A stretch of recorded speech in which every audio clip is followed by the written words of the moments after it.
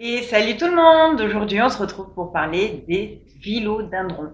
Mon espèce préférée après les syngoniums. C'est une plante très décorative avec énormément de variétés. D'ailleurs, elles sont très différentes les unes des autres. La croissance du philodendron est rapide. Elles peuvent facilement atteindre 2 mètres de hauteur pour les espèces grimpantes. C'est une plante facile d'entretien et très amusante à bouturer. Le philodendron est de la famille des Aracées qui compte énormément de variétés. Elle est originaire des forêts tropicales humides d'Amérique du Sud et d'Amérique centrale. C'est aussi une plante vivace au feuillage persistant. Il y a deux sortes de philodendrons. Il y a celui avec l'allure érigée au port buissonnant, ou des lianes, on les dit grimpantes, épiphytes. En grec, philéo veut dire aimer et dendron arbre. Donc le philodendron aime les arbres, donc c'est une plante épiphyte. Ce sont des plantes aussi qui aiment tutorer avec les gros supports en mousse, qui peuvent venir servir de support aux grosses racines aériennes que la plante fait à chaque nœud. Et les espèces aux tiges plus souples, que l'on peut utiliser en suspension, comme les pothos d'ailleurs, on les confond beaucoup. Le principal atout du philodendron est sa facilité d'entretien, mais c'est aussi son feuillage vernissé. Selon les espèces, les feuilles peuvent être de petite taille ou au contraire très grosses, c'est-à-dire que dans uniquement leur milieu naturel, elles peuvent atteindre 1,50 m de long. Leurs formes peuvent être également très variées. Elles peuvent être en forme de cœur, en forme de lance, en forme de flèche, arrondie, entièrement ou profondément découpée et parfois même perforée. Il peut aussi y avoir différentes couleurs et si on ajoute encore à cela, il y a aussi des variétés panachées. Et pour ne rien gâcher, ces feuilles ne se contentent pas d'être belles, c'est aussi une mini station d'épuration, c'est-à-dire que les philodendrons font partie des plantes dépolluantes. Et pour la floraison, elles présentent très peu d'intérêt. Ce sont des fleurs comme les arômes, un petit peu jaune, verdâtre, mais qui est extrêmement rare en intérieur. En ce qui concerne l'exposition des philodendrons, plus vous les mettrez à la lumière et plus ils seront beaux et se développeront mieux. Et en plus, pour les espèces panachées, plus ils auront de lumière, comme le Brésil là, et plus le vert que vous voyez sera jaune. Et c'est magnifique. Cependant, il ne supportera pas le soleil direct.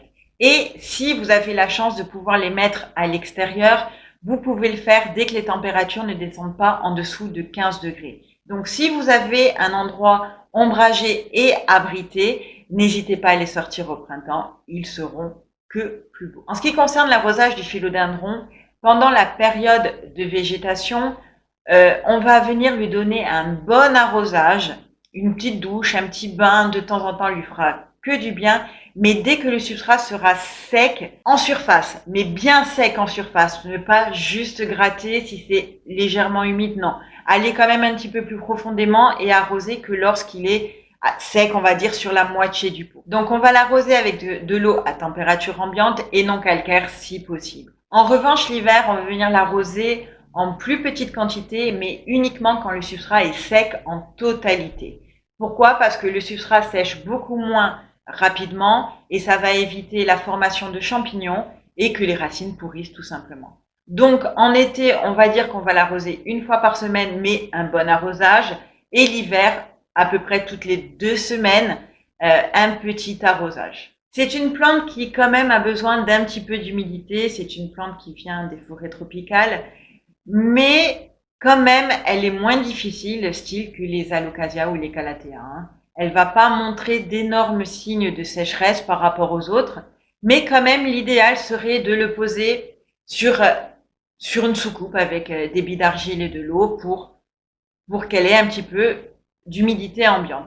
Et ne pas hésiter non plus à la vaporiser de temps en temps, ça lui fera que grand bien. Par contre, on va éviter les feuillages velus, comme celui-là par exemple. C'est une plante qui aime la chaleur et l'humidité, donc elle sera parfaitement bien entre 18 et 25 degrés. Une fois par mois, n'hésitez pas à lui donner une petite douche, ça va lui apporter une bonne humidité et ça va aussi venir enlever la poussière qui se trouve sur ses feuilles. Et si vous n'avez pas l'occasion de le faire, par contre, venez quand même avec un chiffon humide, les nettoyer de temps en temps. Par contre, uniquement avec de l'eau parce que en général, les plantes n'aiment pas qu'on leur mette des produits sur leurs feuilles. Ça risquerait de boucher leurs pores. Si les feuilles perdent de leur beauté, n'hésitez pas à les couper à la base, ça va stimuler la naissance de nouvelles feuilles. Pour le rempotage, la période idéale est le printemps, comme quasiment toutes les plantes. mais vous pouvez la rempoter toute l'année. On va juste éviter de le rempoter pendant la période de dormance qui est décembre et janvier. Aucune taille n'est nécessaire, mais vous pouvez venir lui couper ses lianes si elles sont trop longues. Ça vous permettra de la bouturer. Et aussi, c'est une plante qui va faire beaucoup de racines aériennes. Donc, vous pouvez venir les couper si elles vous gênent, mais personnellement, il vaut mieux les garder parce qu'elles vont absorber les nutriments et l'humidité. Pour le contenant, vous pouvez utiliser n'importe quel matériau. Mais quand même, le pot en terre cuite sera toujours plus bénéfique à la plante que les pots en plastique. Ça permettra une meilleure diffusion de l'eau d'arrosage et aux racines de respirer. Certes, vous allez l'arroser un petit peu plus souvent, mais la plante ne s'en portera que mieux. Pour le terreau, on va utiliser un terreau pour plantes vertes classique ou même un terreau universel. Et moi, pour le drainage, je rajoute toujours de la perlite. Et si vous en avez pas, vous pouvez utiliser du sable grossier ou du petit gravier. Pour la nourriture, si vous utilisez de l'engrais liquide, vous pouvez lui en amener tous les 15 jours. Et si vous utilisez de l'engrais organique, là, ça sera en fonction des instructions. Pour les parasites, le philodendron peut être attaqué par les cochenilles et par les araignées rouges. Toujours pareil, si vous avez des araignées rouges, c'est que l'air de votre intérieur est trop sec. Pour le bouturage, c'est une plante extrêmement facile à bouturer.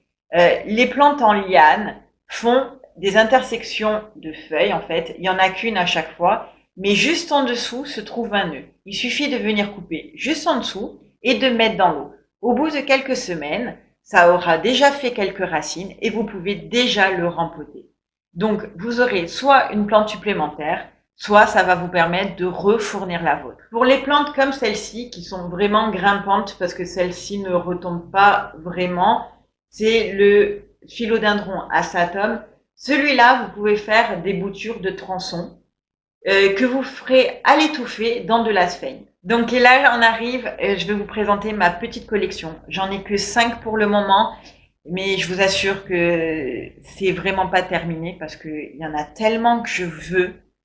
C'est une plante que j'adore et elles sont tellement toutes différentes, toutes belles, donc c'est pas évident déjà de trouver tout ce que je veux, tout simplement, mais surtout de choisir lesquels on le veut parce que ils me plaisent tous quoi en fait. Hein. En gros c'est ça. Donc là j'ai le philodendron Xanadu. Alors celui-là c'est un buissonnant avec le port érigé et il a des feuilles découpées. Voilà, j'adore. Il est vert, il a une couleur classique, des nervures un petit peu marquées mais pas trop. Et j'aime beaucoup la forme de ses feuilles. J'aime beaucoup ça. Ensuite, on a le classique, le philodendron Brésil. Alors celui-là, il est super beau.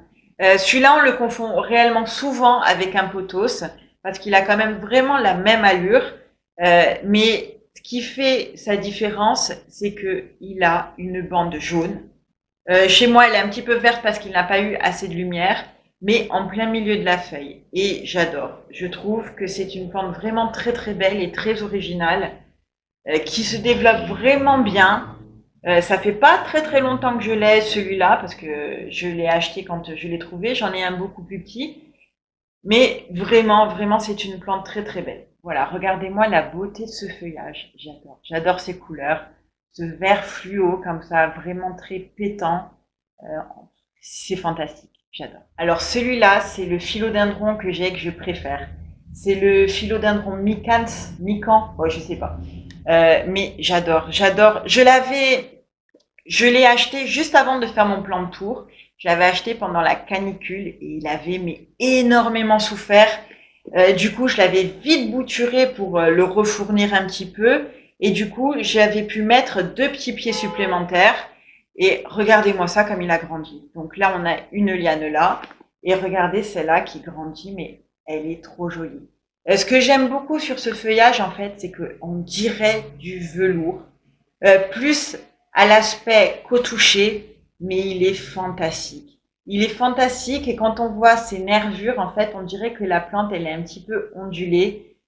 C'est magnifique, c'est magnifique. C'est une plante aussi que plus elle va grandir et plus elle va faire des grosses feuilles. Donc ça, on verra plus tard, mais je pense que je vais plus le tutorer que de le laisser en suspension. Je sais pas, j'hésite encore, mais il me semble que ces plantes-là, surtout cette variété-là, Elle préfère être tutorée qu'être en suspension et du coup, elle fera des feuilles beaucoup plus grosses.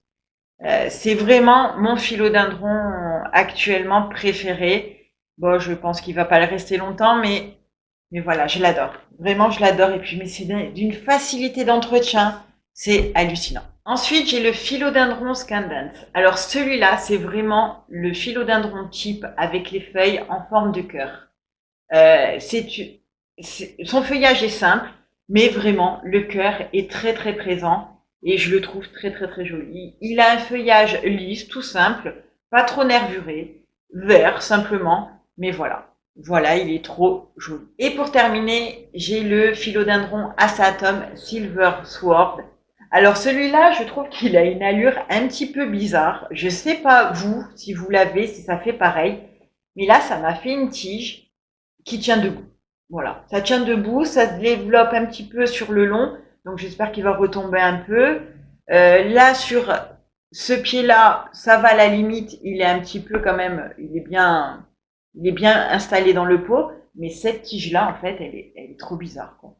Donc voilà, donc j'attends que ça pousse. Je pense que je vais bien le couper pour bien le bouturer et faire plusieurs autres pieds parce que franchement il est un petit peu dégarni et c'est vraiment dommage parce que j'aime beaucoup ces feuilles. Je trouve qu'il y a des reflets peut-être pas argentés mais grisés et j'adore. Il est trop beau. Et après les philodendrons que je veux, il y a le Pink Princess, le White Princess. Alors ceux-là, c'est vraiment ceux qui sont sur ma wishlist. Et il y a aussi, j'ai vu qu'il y avait des philodendrons variegata, mais vraiment très panachés. Et par contre, je connais pas du tout le nom, mais j'avoue ils me font rêver quoi. Quand je les vois sur Instagram, j'en rêve. Il y a pas de mots. Ils me font rêver. Donc si un jour j'arrive à me procurer au moins ces trois-là, je serais vraiment ravie. Par contre, dites-moi en commentaire quel philodendron vous préférez et aussi ceux que vous avez. On sait jamais, ça peut peut-être m'intéresser. Donc voilà, j'en ai terminé avec cette vidéo. J'espère qu'elle vous aura plu, que mes informations vous seront utiles. Si c'est le cas, n'hésitez pas à la liker, à vous abonner et à me rejoindre sur Instagram. Sur ce, je vous fais plein de gros bisous et je vous dis à bientôt dans la prochaine vidéo.